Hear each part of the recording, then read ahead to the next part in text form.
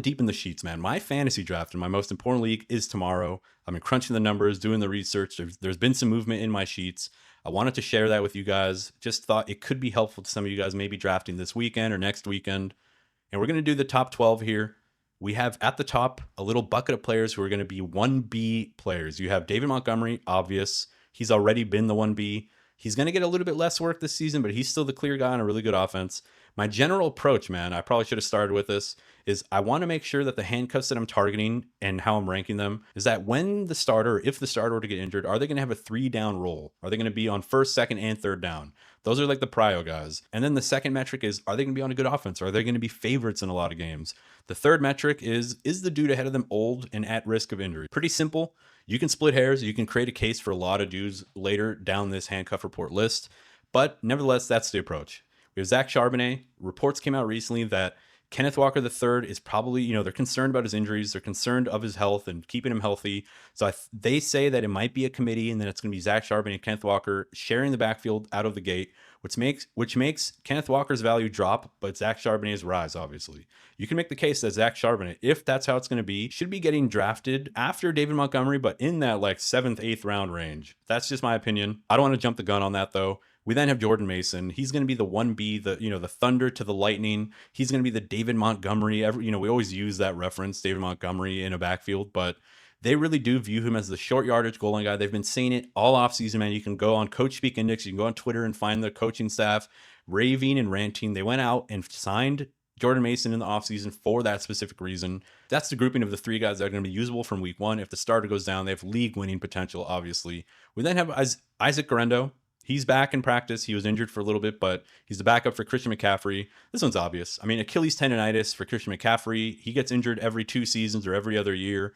He's either the running back 1 and wins your league, or he's out for the season. And then the dude that comes in for any 49ers, any Shanahan 49ers led team, the running back is always very valuable. And they have the easiest strength of schedule, number 1 in the NFL strength of schedule. So, even though they're only favorites in 6 games, I do think they're going to be a really good team. Their offense is going to be humming. They have most of their players. Brock Purdy's still there. Then we have Ray Davis for obvious reasons. The Bills are just going to be such a good team. Favorites in 16 games, top scoring team in the NFL.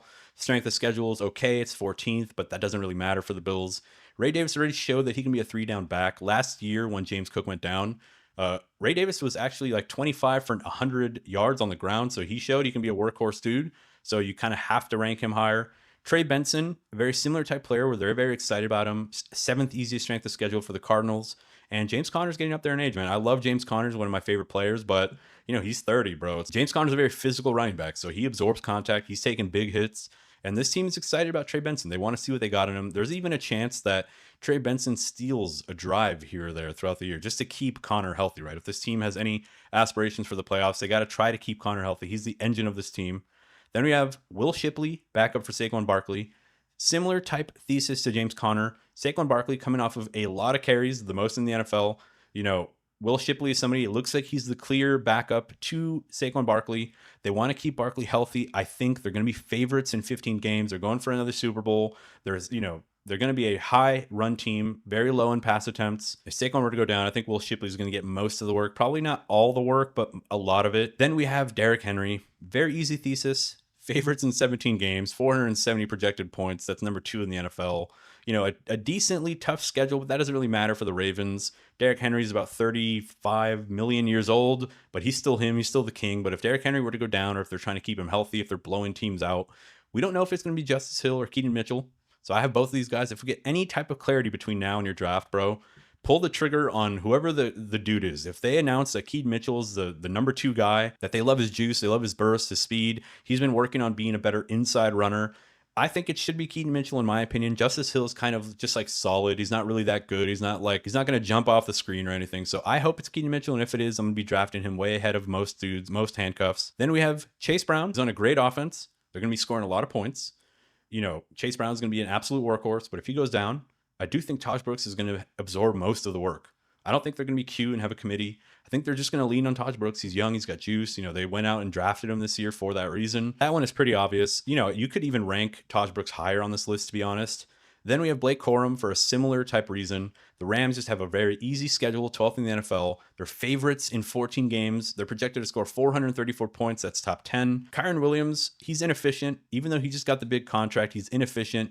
Sean McVay loves to use one running back. So if Kyren Williams were to go down for any reason, which Kyren Williams is not really a dude that runs away from players. Like, he gets hit, man. He gets hit. He's not like an explosive running back. He's not that shifty. So if he takes a big hit, bro, and he's out, I think Blake Corum steps into that exact role that he's in, which is why he's my 10th ranked guy. Then we have the 11th and 12th players, Rachaad White and Tyjae Spears. Super similar profiles, except one of them's on a good team. The other one's on a probably bad team. Rachaad White already was a 3-down back. Now he's probably just going to be the receiving back. He is injured at the moment, but I think he should be fine by the time the season rolls around. He already showed, he can be competent. He can be a good receiving back, so there's some value there. You can maybe start him in PPR leagues. But if Bucky Irving were to go down, Rachaad White should be a 3-down guy. I know a lot of people talk about Sean Tucker, but I really don't think Sean Tucker is going to be a thing.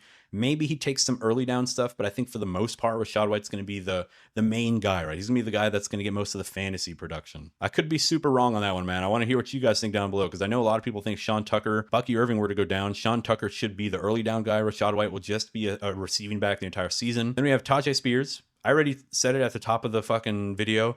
Tyjae Spears was averaging like 20 fantasy points a week last year in the fantasy playoffs when Tony Pollard went down. He's dealing with a little bit of an injury, which is sad because I was fucking drafting this man everywhere. My entire season is pretty much on Tyjae Spears' goddamn health, which is like not where you want to be. But the second easiest strength of schedule, which is really good for a rookie quarterback. It's going to be a new team, new look with Cam Ward.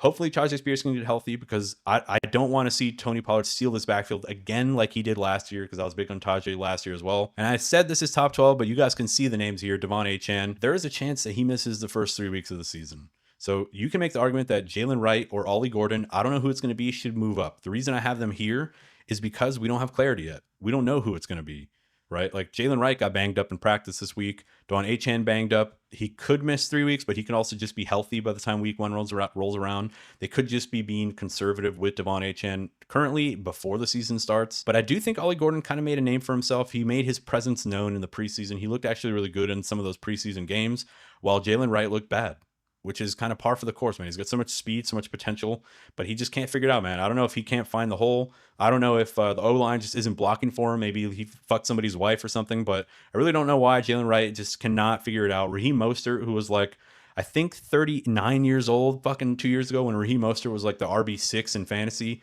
like, he figured it out. He had speed. I mean, maybe he's just that much better of a running back. But anyway, I'm ranting at this point. That's the top 12, bro. Those are the handcuffs. If you guys want all of them, this handcuff report is available on my Patreon for free. Link is down below. You guys can just go grab it, download this, make a copy for yourself, do whatever you got to do. That's the list, man. I hope you guys enjoyed it. Hope you did appreciate this video. If you did, man, a like, that is the best way to show support, dude. I'd really appreciate it. Let me know your comments down below. Let me know those horror stories, as I mentioned already. And I'll see you guys in the next video. Peace.